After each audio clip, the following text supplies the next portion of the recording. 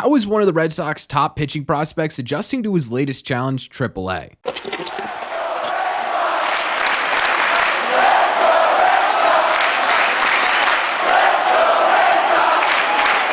What is going on, everybody? Welcome back to Red Seat Radio. My name is Corbin, and one of the bigger additions to the Red Sox wasn't a big leaguer at all this offseason. It was a pitching prospect by the name of Richard Fitts, who had just started his career in the Red Sox system. Yet, despite this small sample size, Red Sox fans are getting pretty excited about who this guy could be. So what we are going to do in today's videos, we're actually going to talk to Richard Fitts himself, talk about these adjustments he's having to make at the AAA level and what he believes is in store next. Plus, we're also going to break down what he's done this season and why Red Sox fans should be excited about him. Thank you all very much for clicking on this one. Let's get into it. I thought it would be kind of fitting with Alex Verdugo making his return to Fenway Park this weekend to make our video about Richard Fitts, because for those of you who may not know, Richard Fitts was the main piece in the Doogie trade that sent him to the Bronx, and coming into this season, Richard Fitts was the number 9 prospect in the Red Sox system according to SoxProspects.com, but recently he was moved up to the number 7 spot and became the number 2 pitching prospect for the Boston Red Sox. So first things first, let's talk to Richard Fitts about coming to the Red Sox, adjusting to AAA, and what he believes is the biggest adjustment he's had to make so far. All right, we're here with Richard Fitts, obviously one of the top Red Sox pitching prospects, brought over here this offseason, and this is really your first taste of AAA. Yeah. So how has it been, adjusting to AAA, adjusting to the Red Sox as a whole? Adjusting to the Red Sox, it's been a pretty easy transition. I knew a couple of the guys when I came over, and it was a lot of fun to get to play with them instead of kind of just working out in the off season with them. And ultimately just adjusting at AAA, it's been a little bit of an adjustment just because these guys are really good here. They got big league time, a little bit older than I am, but it's something that I welcome to. It's fun.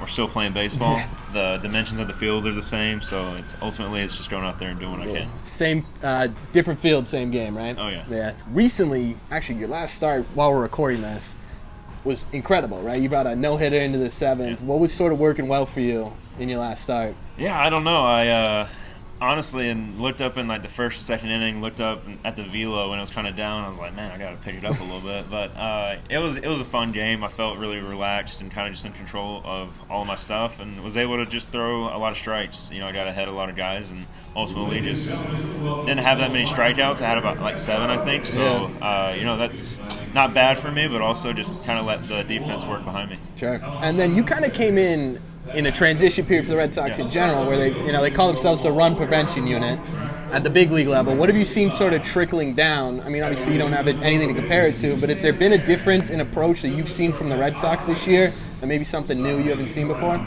A little bit. There's a lot of who I consider myself as a pitcher, as a fastball guy. Then this year I'm really learning to use my other stuff as weapons, just to try and get swing misses and stuff. So that's something that from the big league level down, they're trying to implement, of just letting guys throw nasty stuff in the zone. Yeah. So you come into the year, obviously first time in AAA. What was the goal coming in, and has that shifted at all now that you've gotten a little bit of a taste of the AAA agenda? Yeah, I mean, to be cheesy, ultimately my goal is to pitch in the big leagues. Of course, yeah. But as far as my goal in AAA, it's just to have quality starts. That's something last year in AA was a really big goal for me, was just to go out there and throw 6 innings, 3 or less runs with as many strikeouts as I can, and that's kind of what I'm trying to do here. And if I can throw quality starts, put a lot of innings up, make it easy for us to win, then ultimately I might get the call up to the big leagues. Right, yeah, of course. So we always kind of end these interviews with a little bit of a game. Yeah. I compare your answers to Red Sox Nation's during the video. You won't get it now, unfortunately. Okay. But so it's just 3 rapid-fire questions. The first one is Roger Clemens or Pedro Martinez? Ooh, Martinez. Martinez all the way? Absolutely. No love for the Rocket? I have a lot of respect for him, and just he's a great pitcher, but ultimately Pedro, It was the right answer. Absolutely. Would you rather throw a complete game Greg Maddux at the big league level or a 20 strikeout game at the big league level? I think we'll go 20 strikeout game. Yeah? Yeah, I think there is something to be said about a complete game, especially in today's game, just with pitch counts and that kind of stuff, but I mean, strikeouts are king now. Right. If you can go out there and strike out a lot of guys every single day, you're gonna have a lot of success.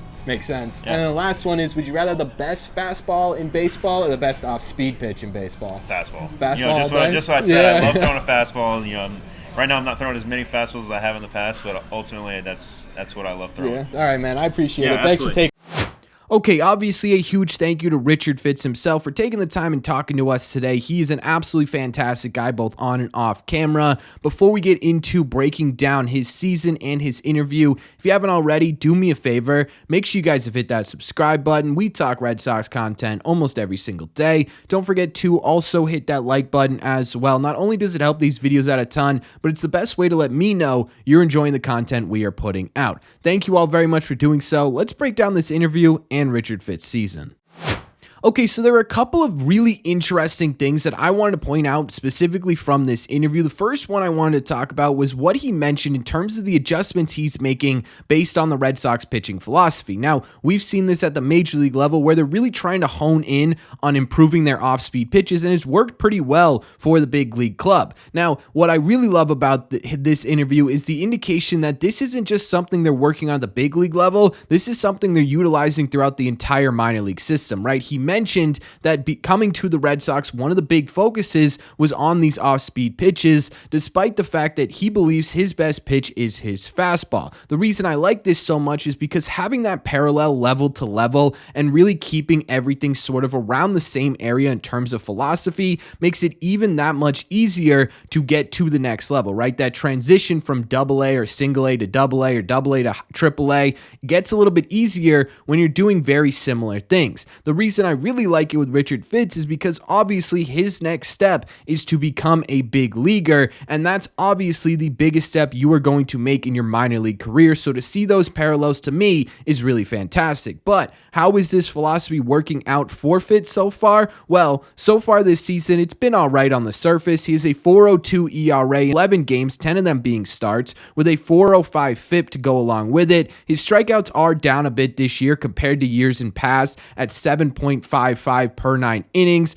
And his walks are up a bit at 3.35. I think a lot of that has to do with something else he mentioned in this interview, and that was just the fact that he's adjusting basically to a whole lot of things right now. He's facing dudes with major league experience at AAA for the first time in his career. He's at a new level with a new team and an entirely new strategy, and that could take some time to get used to. However, the whip is still pretty solid on the year at 1.27. So you may be sitting there thinking to yourself, after I ramble off those stats, Corbin, why should we get excited about this guy? Well, sometimes statistics aren't the whole story, and if you dive a little bit deeper into his game-to-game statistics, the picture becomes a little bit more clear as to what Richard Fitz has done so far this season. To me, his overall stat line is just a little bit misleading. The reason I say that is because if you look at this season's game-to-game metrics, there's really only one really bad start in here, and to me, it's sort of inflating these numbers. In fact, if you take out that bad start from his start so far this year, where he allowed 6 runs in 3 innings, his ERA drops from 4.02 to 3.20. That looks a whole lot better in my eyes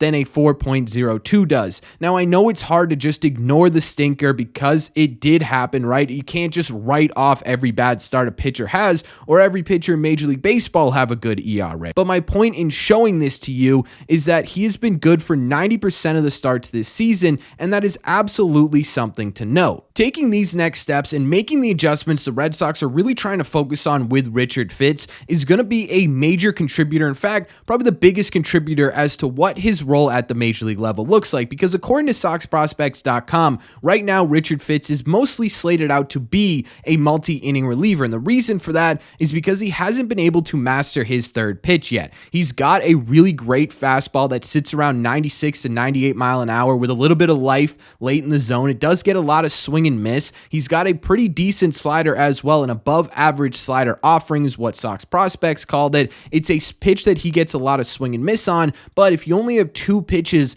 it's really tough to be a major league starter. However, with the Red Sox new philosophy and the way that they are focusing in on his off-speed pitches and trying to improve them, if he is able to get a mastery a bit of that changeup that he has in his arsenal, he could really become something special. Now, I don't mean that in a way of, oh, this this guy is the next Roger Clemens or Pedro Martinez, because that seems to be the label that we put on anyone who shows promise on the mound for the Boston Red Sox in the minor leagues. What I mean by this is if he's able to make the adjustments that the Red Sox are working on him with and is able to bring that changeup to an above average offering, you're talking about a guy who could be a very legitimate impact starter at the big league level. A type of guy who maybe maxes out as a number 3 or a number 4, but a guy who's able to eat innings, guy who's able to keep that ERA right around a high 3 and low 4, right? A guy who's going to be a solid piece for you in the back half of your rotation. That is obviously extremely important. It's also really exciting to be talking about players in the Red Sox system that could impact the mound, right? We haven't had a ton of guys like this over the last couple of years outside of Brian Bayo in terms of sort of pedigree coming up through the minor league system. So to have a guy like Richard Fitts in here with the potential that he does have is absolutely exciting to me. The fact that the Red Sox have kind of identified exactly what scouts believe could hold him back from being a major league starter and are actively working on that with him, to me is absolutely exciting. And the fact that outside of one bad start this season, Richard Fitts has been an extremely effective pitcher is absolutely exciting to me. Just because the surface statistics might not jump out of the page of you doesn't mean there isn't anything to get excited about here. And that's a big reason why fans have really started to like who Richard Fitts could be. Now, what happens the rest of the year, in my opinion, fully depends on what Richard Fitts ends up doing. If he can make these adjustments, there is a legitimate possibility that we see him at some point this season, especially due to the fact that the Red Sox are going to have a ton of guys in the back half of the year getting towards or blowing past their previous innings limit, right? Cutter Crawford, Tanner Houck, Cooper Criswell, Brian Bayo are all guys